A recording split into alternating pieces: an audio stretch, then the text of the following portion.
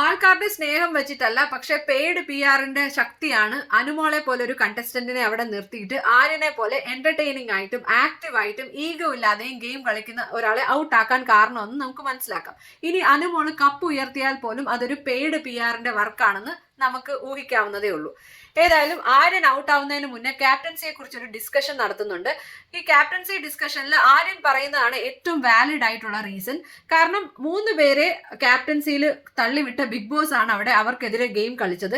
കാരണം ഈ 3 പേർക്കെതിരെയും ഓരോരുത്തർക്ക് ഗ്രഡ്ജ് ഉണ്ട്. അപ്പൊ എല്ലാം കൂടെ ക്യുമുലേറ്റീവ് ആയിട്ടുള്ള ഒരു അറ്റാക്ക് ആയിട്ട് ഇവർക്ക് നേരിടേണ്ടി വന്നു.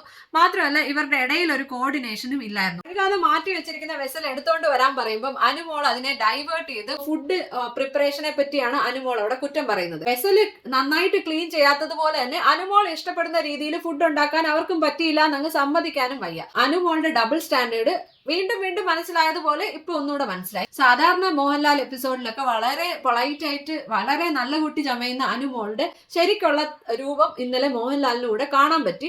ഏതായാലും മോഹൻലാലിന്റെ ആ ഒരു ചിരി കണ്ടപ്പോഴത്തേനും വളരെ പുച്ഛത്തോടെ ചിരിക്കുന്ന പോലെയാണ് എനിക്ക് തോന്നിയത്. ഷാനവാസ് തിരിച്ചു വന്നതിന് ശേഷവും സെൽഫ് വിക്ടിമൈസേഷൻ ആണ് കണ്ടിന്യൂ ചെയ്യുന്നത്. അക്ബറിനെ ടാർഗറ്റ് ചെയ്യാൻ പുള്ളി ഒരിക്കലും മറക്കാറില്ല. ഇനി വാ തുറക്കുമ്പോൾ അക്ബറിനായിരിക്കും അടുത്തത് പറയാൻ പോകുന്നത് നമുക്ക് ഊഹിക്കാവുന്നതേ ഉള്ളൂ. പെങ്ങളൂട്ടീസ് നെവിനെ ഒരുപാട് മോഹൻലാൽ വഴക്ക് പറഞ്ഞതായിട്ട് പറയുമ്പോഴും ഇവരുടെ കള്ളപ്പാസം എക്സ്പോസ്ഡ് ആയ കാര്യം മറച്ചു വെക്കുന്നുണ്ട്. ഏതായാലും പാൽ പാക്കറ്റില് നെവിൻ എന്തോ ഒരു ആയുധം ഒളിപ്പിച്ചു വെച്ച് എറിഞ്ഞതുപോലെ ഷാനവാസ് അവിടെ പറയാൻ ശ്രമിക്കുമ്പം സാബുമാൻ അതിനെ ഖണ്ഡിക്കുന്നുണ്ട്. അത് ഷാനവാസിന് ഇഷ്ടപ്പെടുന്നുമില്ല. പെങ്ങളൂട്ടീസ് പറഞ്ഞ് ഷാനവാസിനെ കൺവിൻസ് ചെയ്യാൻ നോക്കുന്നത് നെവിനെ ഒരുപാട് വഴക്ക് പറഞ്ഞു എന്നാണ്. പക്ഷെ നെവിനല്ല, ഇവരുടെ കള്ളപ്പാസമാണ് എക്സ്പോസ്ഡ് ആയെന്നും അനീഷിന് മാത്രമാണ് എന്തെങ്കിലും ഒരു കൺസേൺ ഷാനവാസിനെ പറ്റി ഉണ്ടായിരുന്നതെന്നും ഇവർ പറയുന്നില്ല.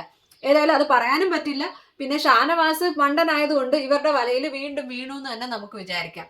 ക്യാപ്റ്റൻസി ഈ 3 പേർക്കും വന്നപ്പോൾ തന്നെ ഷാനവാസും പെങ്ങളൂട്ടീസും നിശ്ചയിച്ചതാണ് ഇവർക്ക് എതിരെ പ്രവർത്തിക്കും എന്നുള്ളത്. അതുകൊണ്ട് തന്നെയാണ് ഇത്രയും കോൺഫ്ലിക്ട്സ് വന്നതെന്ന് നമുക്ക് കാണാവുന്നതാണ്. ഈ എപ്പിസോഡ് കഴിഞ്ഞപ്പോഴത്തേനും നെവിനെതിരെ ഒരു ഫിസിക്കൽ അസോൾട്ട് ആരോപിക്കാൻ വേണ്ടി ഷാനവാസ് ഒരു ഡ്രാമ കളിച്ചതുപോലെയാണ് എനിക്ക് തോന്നുന്നത്.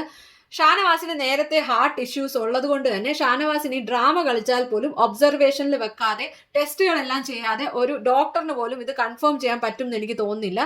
ഇത് എൻ്റെ ഒരു നെയ്ബറിന് പറ്റിയിട്ടുണ്ട്. നെഞ്ചുവേദന വന്നപ്പോഴത്തേനും ഒരു ദിവസം ഫുൾ അഡ്മിറ്റ് ചെയ്ത് എല്ലാ ടെസ്റ്റും നടത്തി നല്ലൊരു ബില്ല് വന്നതിന് ശേഷമാണ് ഇവർ കൺഫേം ചെയ്തത്. മാത്രമല്ല എൻ്റെ അച്ഛൻ ഇതേപോലെ നെഞ്ചുവേദന വന്നപ്പോഴും ഇതൊരു മസ്കുലർ പെയിൻ ആണെന്ന് കൺഫേം ചെയ്യാൻ ഡോക്ടേഴ്സിന് പല ടെസ്റ്റുകളും ചെയ്യേണ്ടി വന്നു. അതുകൊണ്ട് ഷാനവാസിന് ഡ്രാമ കളിച്ചാൽ പോലും അത് ഡ്രാമ അല്ല എന്ന് പറയാൻ അല്ലെങ്കിൽ ഡ്രാമ ആണെന്ന് പറയാൻ നമുക്ക് സാധിക്കില്ല.